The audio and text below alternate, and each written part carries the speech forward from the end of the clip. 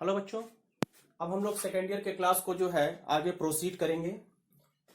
Last turn हम लोग ने जो है इक्वी पोटेंशियल सरफेस पढ़ा था और डिफरेंट टाइप के सरफेसेस के थ्रू जो है इक्वी पोटेंशियल सरफेस कैसे ड्रा करते हैं, इस चीज को हमने लास्ट टर्न पे आपको बताया था। Now today we are study relation between electric field and potential.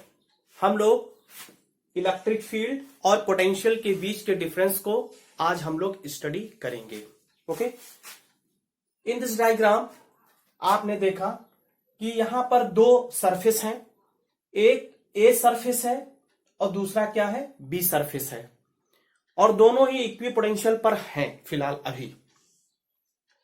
और मान लीजिए ए वाले का जो पोटेंशियल है V है और बी वाले का जो पोटेंशियल है V प्लस डीवी है, यानी माइन्यूटली बहुत ही थोड़ा सा ज्यादा है, थोड़ा सा। डी का टर्म का मतलब होता है स्मॉल चेंज है, लेकिन वो स्मॉल चेंज जो है चूंकि यहां पे बीच में आप प्लस लगा है, इसका मतलब पहले से उसका पोटेंशियल थोड़ा सा क्या है, ज्यादा है। ओके, अब यहां पर मान लीजिए कोई पॉइंट चार्ज इस बी सरफेस पर पॉइंट पी पर है। फिर से सुनो, कोई पॉइंट चार्ज, कोई टेस्ट चार्ज इस पॉइंट पी पर यहां पर रखा है, यानी बी वाले सरफेस पर पॉइंट पी पर रखा है, जो इस इलेक्ट्रिक फील्ड ई के अगेंस्ट मूव कर रहा है। कहां मूव कर रहा है? पॉइंट बी से, मतलब सरफेस बी से सरफेस ए की तरफ मूव कर रहा है। और इनके बीच का जो डिस्टेंस है, दोनों सरफेसेस के बीच का जो डिस्टेंस, मेरे हाथ को देखिए बच्चों, इस तरीके से समझो दिखाया जा रहा है ऐसे। तो पीछे वाला जो है ये बी है और ये आगे वाला जो है वो ए है, तो इनके बीच की जो डिस्टेंस है वो कितनी है, डीएक्स है। इस तरीके से आपको समझिए दिखाया जा रहा है सरफेस दोनों, ठीक है। तो इनके बीच की डिस्टेंस अगर डीएक्स है तो पोटेंशियल में चेंज डीवी ही तो आएगा। नाउ अब हम लोग क्या करेंगे, आप ड्रा कर लीजिए डायग्राम पॉज करके और थोड़ा कंसिडरेशन लिखिए। लिखिए, consider two closely spaced, consider two closely spaced equipotential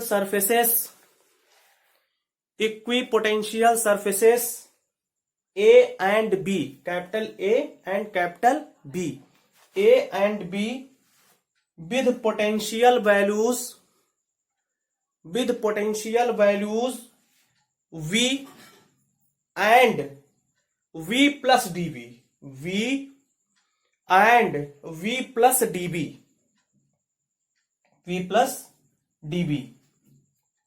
line change. Let P, point P ये देखिए यहां पे है, let P be a point on the surface B, let P be a point on the surface B, full stop. dx, ये देखिए dx, देखिए dx is the perpendicular distance, dx is the perpendicular distance of the surface A, from P,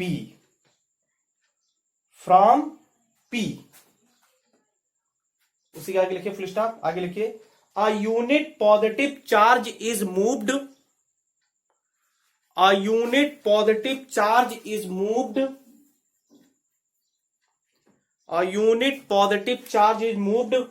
along this perpendicular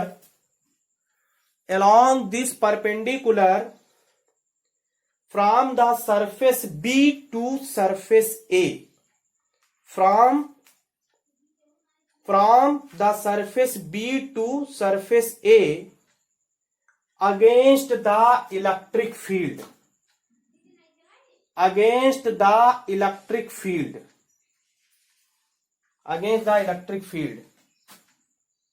full stop. लिखिए, the work done in this process is,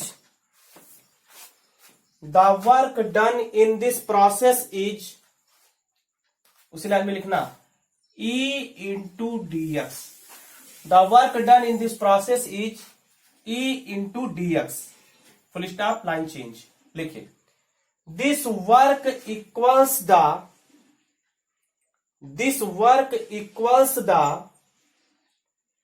potential difference VA minus VB, ऐसे लिखिए। This work is equal, this work equals the potential difference VA minus VB। Therefore E into dx is equal to VA minus VB, which are equal to E into dx VA, potential at A surface कितना है बच्चों, V है, minus potential at B surface कितना है, V plus dV है। Okay बच्चों, step by step करेंगे, अच्छे से क्लियर हो जाएगा। अब इस ब्रैकेट को ओपन कर देंगे तो V माइनस dV, एक प्लस का एक माइनस का बच्चों कैंसिल हो गया, E into dx equal to minus dV, at last we get E equal to minus dV upon dx। देखिए आपके सामने हमने इलेक्ट्रिक फील्ड की वैल्यू को ऑब्टेन कर लिया। क्या ऑब्टेन किया, E equal to minus dV by dx। अब यहां पे बच्चों मैं आपको जो इतनी देर से मैं पीछे एक बार नाम ले रहा था पोटेंशियल ग्रेडियंट, ये यही चीज है बच्चों, minus dV upon dx, also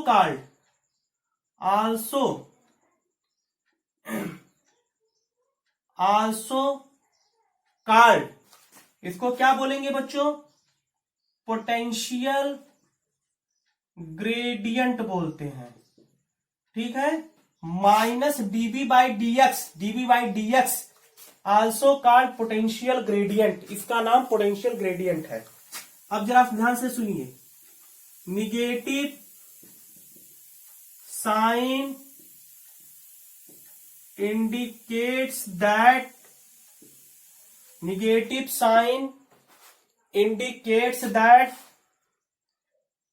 electric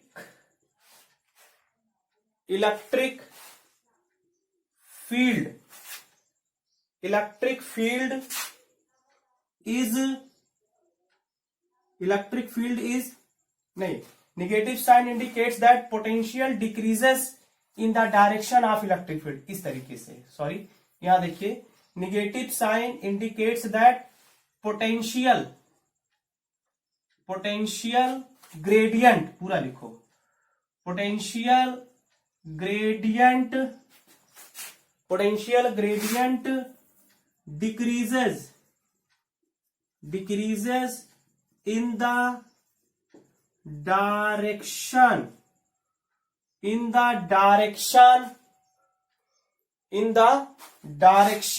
of electric field। बिल्कुल सही है। Negative sign indicates that potential gradient decreases या potential decreases in the direction of electric field. Electric field की डायरेक्शन में अगर पोटेंशियल डिक्रीज होता है तो वही हमारा जो है क्या है, आपका ये पोटेंशियल ग्रेडियंट पूरा आता है, यानी equal to minus dV by dx आ जाएगा। ठीक है, तो पॉज करके आगे इसको आप नोट कर लीजिए। अब अगली हेडिंग आइए, next heading.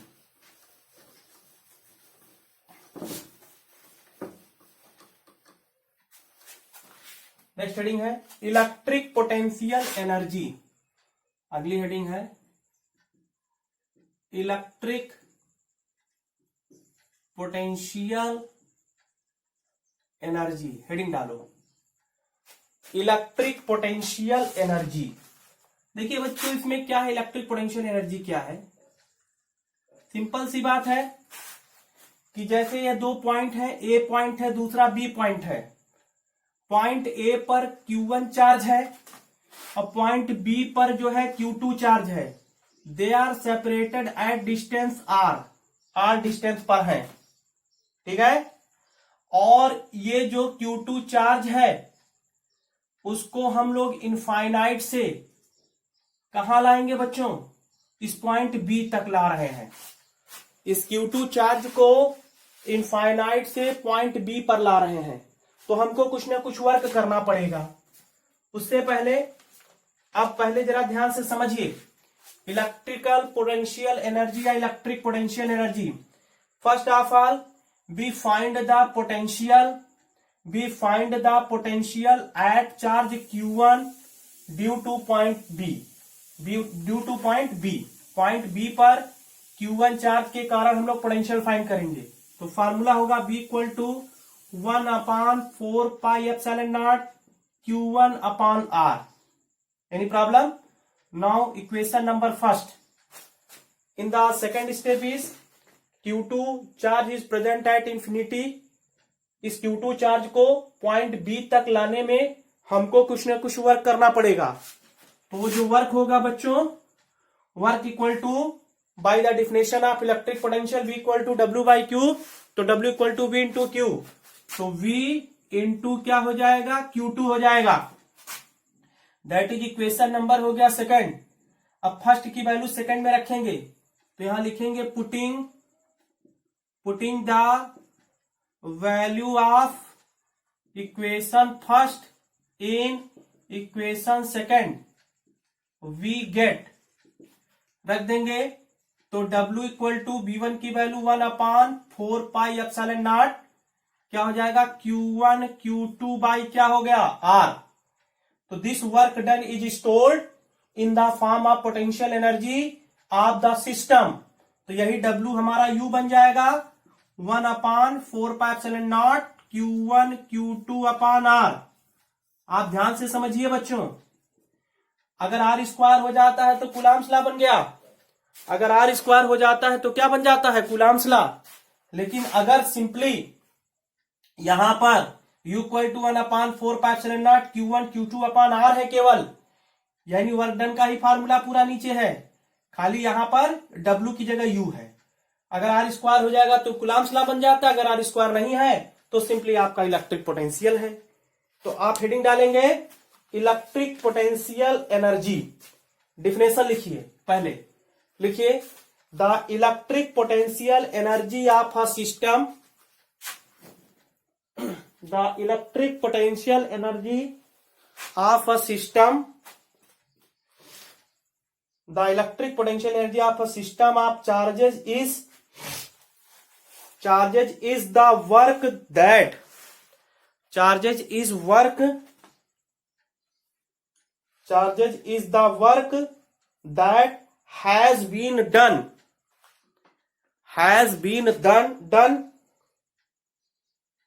in bringing those charges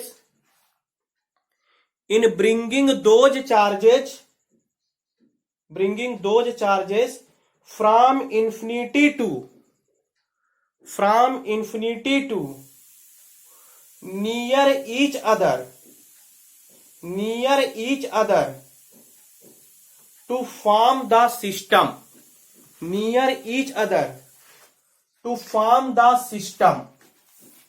okay। to draw this diagram only, इस डायग्राम को पॉज करके केवल ड्रा करिए, स्टेटमेंट नहीं लिखेंगे जब तक नहीं कहेंगे। ओके लिखिए suppose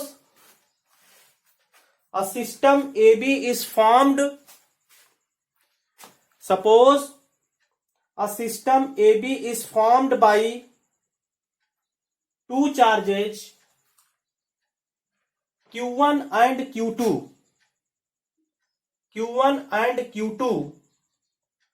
placed at distance R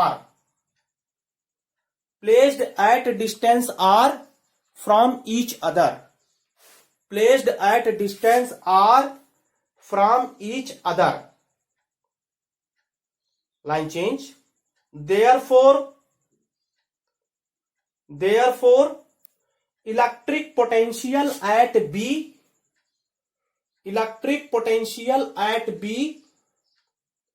due to the charge Q1 is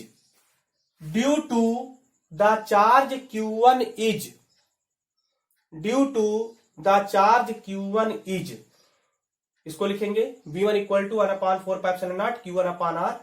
that is equation number first. Line change लिखिए, according to the definition of according to the definition of electric potential, according to your definition of electric potential, the work done in bringing the charge,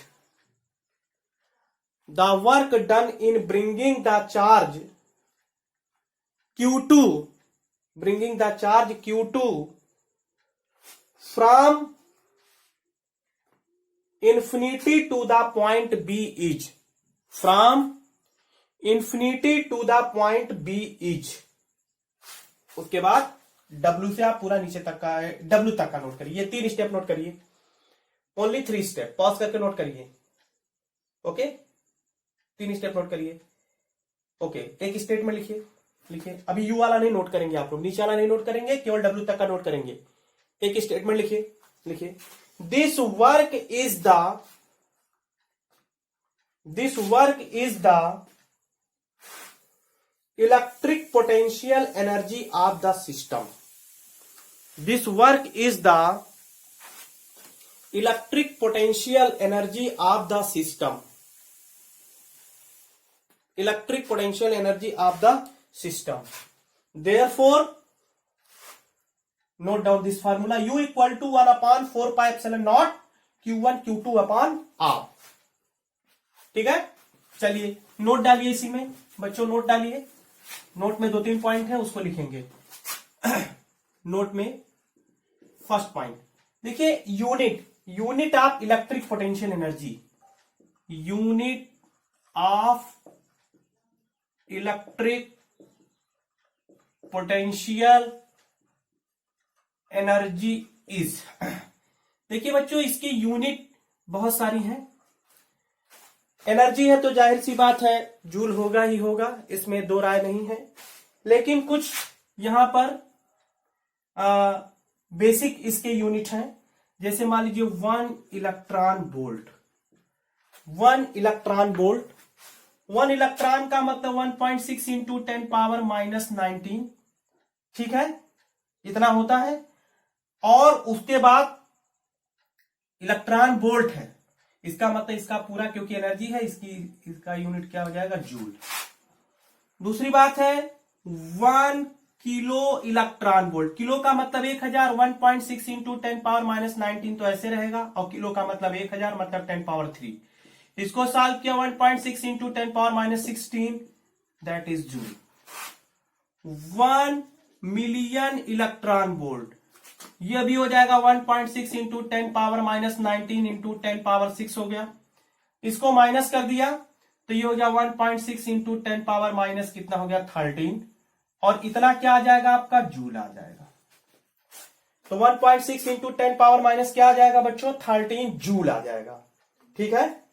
तो 1 electron volt 1.6 into 10 power minus 19 joule, 1 kilo electron volt 1.6 into 10 power minus 16 joule, 1 million electron volt 1.6 into 10 power minus 13 joule. ये changes होते हैं, अगर इस तरीके का कहीं आपको मिलता है तो इसको आप कन्वर्ट कर लीजिएगा बच्चों, ठीक है। चलिए तो आपका समझिए नोट में फर्स्ट पॉइंट था, पूरा का पूरा नोट में फर्स्ट पॉइंट था, ये नोट में जो है बच्चों ये फर्स्ट पॉइंट है, नोट कर लीजिए पूरा। नाउ सेकंड पॉइंट देखिए, पॉज करके नोट करिए, देखिए सेकंड पॉइंट,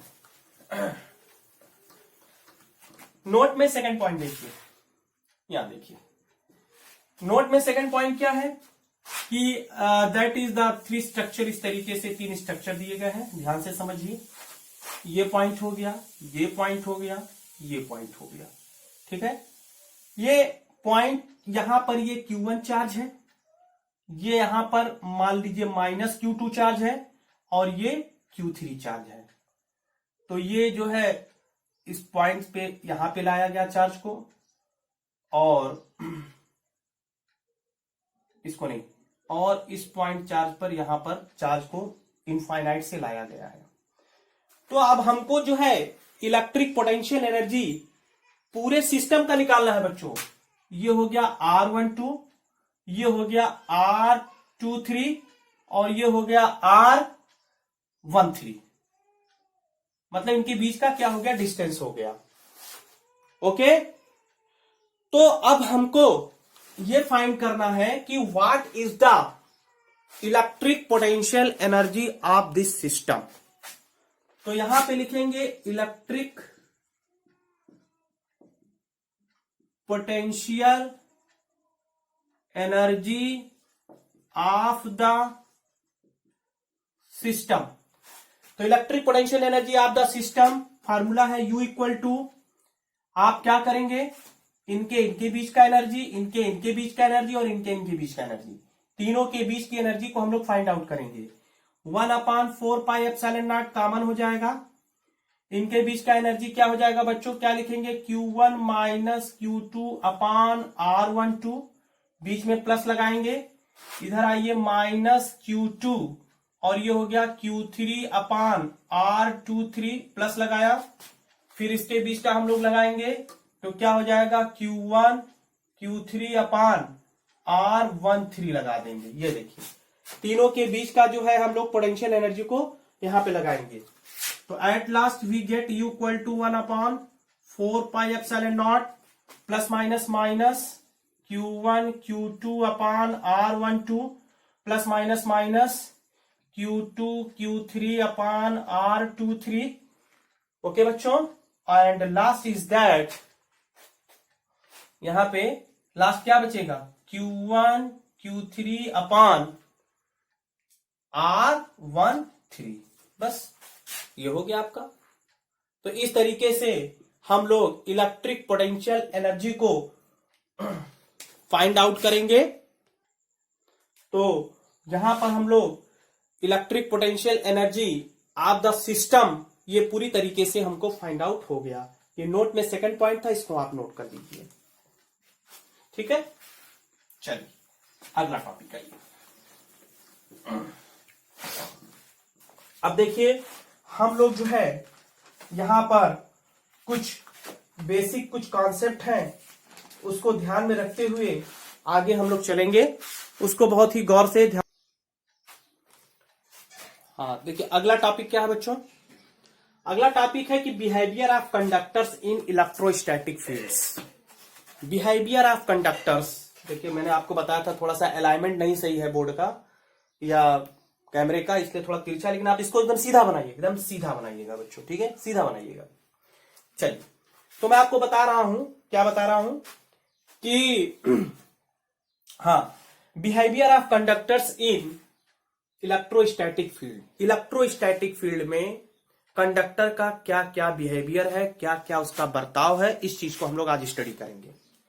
आप देख रहे हैं कि यहां पर दो प्लेट हैं और इस दो प्लेट पर हमने क्या किया, बाहर से इसके ऊपर पॉजिटिव चार्ज दिया, ठीक है, और यहां पर हमने क्या दिया, इसको निगेटिव मान लीजिए चार्ज दिया। दूसरी बात यह है कि इन दोनों प्लेट के बीच में हमने कंडक्टर को रख दिया, तो जाहिर सी बात है अगर कंडक्टर है तो इसमें नंबर ऑफ इलेक्ट्रॉन्स मौजूद होंगे, और कंडक्टर है तो नंबर ऑफ इसमें फ्री इलेक्ट्रॉन भी होंगे। अगर कंडक्टर कह दिया तो इसमें फ्री इलेक्ट्रॉन होंगे ही होंगे। जब इस प्लेट को हमने पॉजिटिव चार्ज दिया तो यहां पर जो कंडक्टर है मौजूद, उस कंडक्टर के अंदर जो भी इलेक्ट्रॉन होंगे वो पॉजिटिव प्लेट की तरफ अट्रैक्ट हो जाएंगे। We know that opposite charges are attract to each other. Now second part of the conductor, they are attracted towards the negative terminal of the plate. Therefore, the external electric field has direction positive plate to negative plate. That is the positive plate to negative plate, external external electric field का direction positive plate से negative plate की तरफ होगा। But inside the conductor the electricity is develop at end of conductor is called induced electric field. क्या होगा, IND का मतलब induced electric field है, और इस इलेक्ट्रिक फील्ड की डायरेक्शन पॉजिटिव प्लेट से निगेटिव प्लेट की तरफ होगा। इसका मतलब जितना हम एक्सटर्नल इलेक्ट्रिक फील्ड यहां पे डेवलप हो रहा है कंडक्टर के ऊपर, उतने ही अमाउंट में इंड्यूस्ड इलेक्ट्रिक फील्ड हो रहा है, लेकिन उसके अपोजिट हो रहा है। Therefore net electric field will be, यानी net electric field inside the conductor कितना हो जाएगा? 0 हो जाएगा। जितने अमाउंट में एक्सटर्नल इलेक्ट्रिक फील्ड हो रहा है उतने में इंड्यूस इलेक्ट्रिक फील्ड हो रहा है, लेकिन उसके क्या हो रहा है? अपोजिट डायरेक्शन में हो रहा है, जिसके कारण यहां पर electric field inside the conductor क्या हो जाएगा? 0 हो जाएगा। ओके, तो आप लोग क्या करेंगे, केवल डायग्राम बना लीजिए और ये पूरा लिख लीजिए, पॉज करके पूरा लिखिए, मैं स्टेटमेंट बोल रहा हूं। डायग्राम बना के पूरा इसको नोट कर लीजिए, मैं स्टेटमेंट बोल रहा हूं। लिखिए when a conductor is placed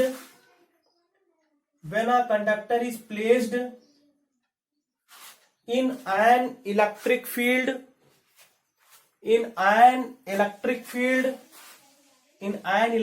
ये लिखो E एक्सटर्नल, E सफिक्स में EXT माने एक्सटर्नल, वेक्टर बना के आगे लिखे comma, it's free electrons begins to move, लिखिए its free electrons begins to move in the opposite direction of EXT, external electric field, EXT। आगे लिखिए negative charges are, full stop, आगे लिखिए negative charges are induced on the left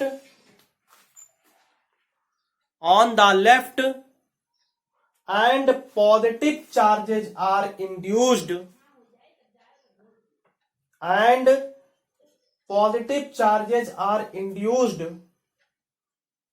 on the right end of the conductor, line change। देखिए the process continues till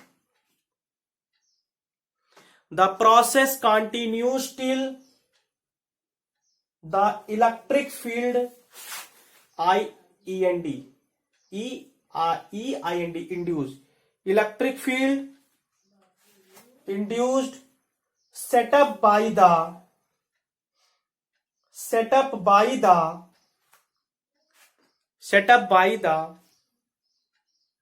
induced charges becomes equal and opposite to the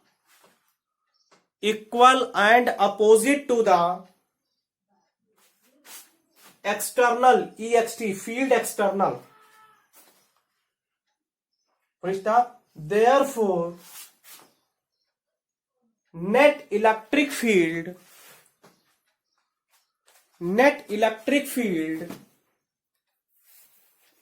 inside the conductor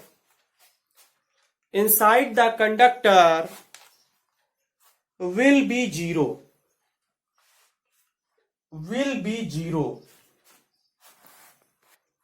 देखिए second point क्या है बच्चों, जैसे ये कोई conductor है, इसको चार्ज दिया तो इस मान ली पॉजिटिव चार्ज दिया तो इसके सरफेस पे पॉजिटिव चार्ज आ गया, यूनिफॉर्मली पॉजिटिव चार्ज इसके सरफेस पे डिस्ट्रीब्यूट हो गया। आई बात समझ में? तो इसका मतलब जो इलेक्ट्रिक फील्ड होगा, यहां से जो इलेक्ट्रिक फील्ड डेवलप होगा वो नॉर्मल टू द सरफेस होगा। क्या होगा? सरफेस के ऑलवेज क्या होगा? नॉर्मल डेवलप होगा। ये देखिए सरफेस के क्या होगा? ऐसे नॉर्मल डेवलप होगा। यहां पर ये देखिए सरफेस के क्या होगा? नॉर्मल होगा। सरफेस के क्या होगा? परपेंडिकुलर होगा। और इनसाइड द कंडक्टर हमने आपको पहले बताया कि इलेक्ट्रिक फील्ड क्या होता है? 0 होता है। ठीक है, मान लीजिए अगर हम इस पे टेंजेंट ड्रा करते हैं, इस सरफेस के ऊपर टेंजेंट ड्रा करते हैं, तो ये चार्ज के मोशन की डायरेक्शन को बताएगा, जो चार्ज के मोशन की डायरेक्शन को बताएगा, तो इसका मतलब ये करंट भी फ्लो कर सकता है, करंट फ्लो होने लगेगा। तो इसका मतलब क्या होता है, इन स्टैटिक सिचुएशन जो इलेक्ट्रिक फील्ड होगा हमेशा सरफेस के क्या होता है, परपेंडिकुलर होता है। इसको ड्रा बनाइए, सॉरी डायग्राम बना के, इसको डायग्राम बनाइए, सेकंड पॉइंट का डायग्राम बनाइए, स्टेटमेंट लिखिए। If the electric field is, एक minute, sorry for that, diagram बन गया, लिखिए लिखिए। Just outside the surface of, just outside the surface of charged conductor, comma, electric field is normal to the surface, electric field is normal to the surface, full stop, लिखिए। if the electric field is not normal, if the electric field is not normal to the surface, comma, it will have a component tangential, it will have a component tangential to the surface, which will immediately cause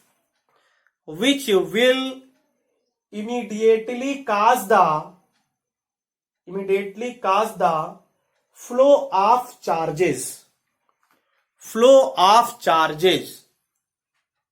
producing surface current, but no such currents can exist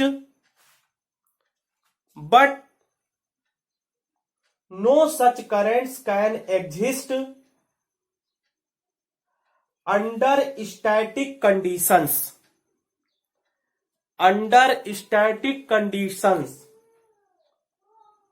hence electric field is normal to the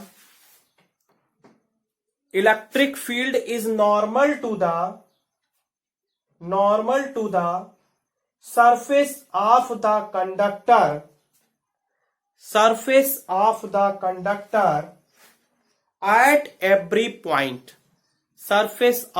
conductor at every point, okay बच्चों।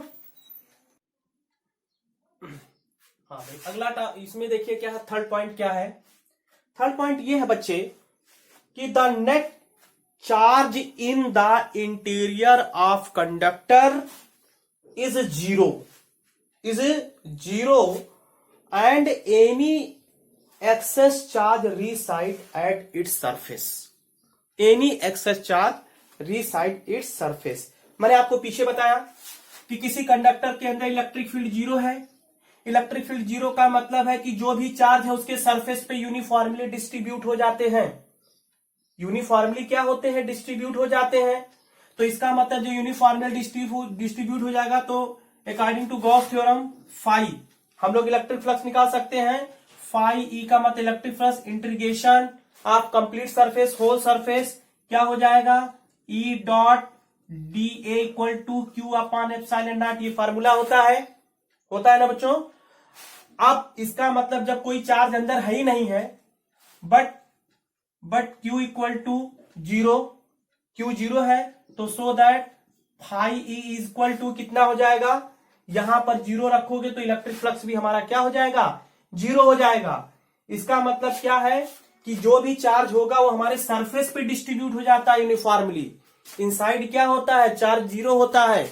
जब inside charge zero का Gauss theorem क्या कहता है कि charge किसी surface के अंदर क्लोज होना चाहिए, और वो जो चार्ज होता है वो रिसाइड होकर के सरफेस पे आ जाता है, तो उसके थ्रू इलेक्ट्रिक फ्लक्स क्या होगा, इलेक्ट्रिक फ्लक्स सरफेस पे आ जाएगा। चार्ज तो डेवलप नहीं होगा, तो चार्ज इलेक्ट्रिक फ्लक्स तभी डेवलप होगा जब चार्ज किसी सरफेस के अंदर बंद रहेगा, किसी सरफेस के अंदर क्लोज रहेगा।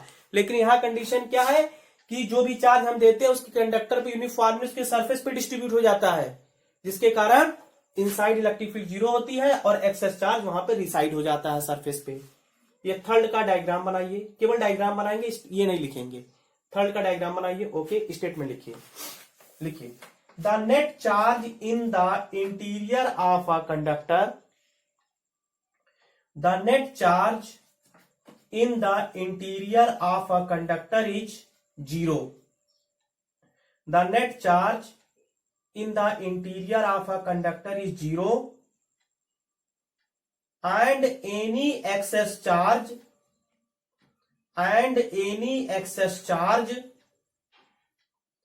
resides at its surface. Reside its surface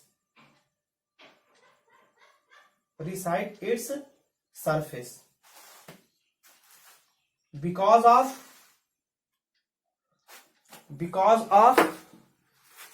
there is no any charge enclosed by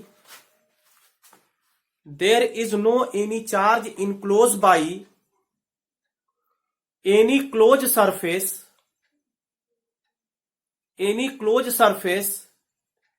therefore no any electric flux is developed.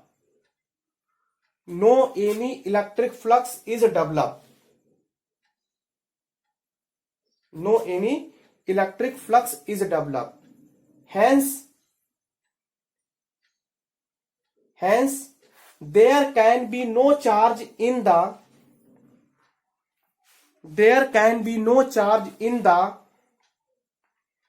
interior of the conductor because the Gaussian surface lies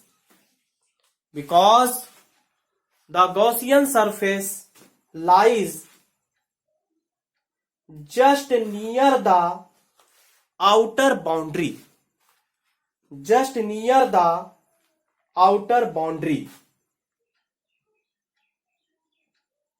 The interior excess charge Q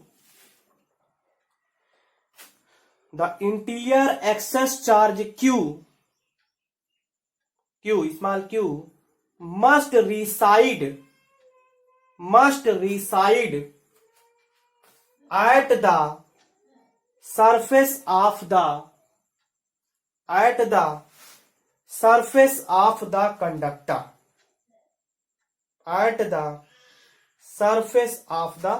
conductor. Okay बच्चों, तो आज हम लोग ने second year के class को continue किया। Now next turn I will continue this chapter. After completing the chapter then start numerical also. तो मैं आपको जो है इसके बाद न्यूमेरिकल कराऊंगा और ऐसे डे बाय डे आपका सिलेबस पूरा कंप्लीट हो जाएगा। धैर्य बना के रखिए, टाइम लगता है, धैर्य बनाइए और आप नोट्स तैयार करते चलिए। ओके, धन्यवाद पुनः इस वीडियो को देखने के लिए।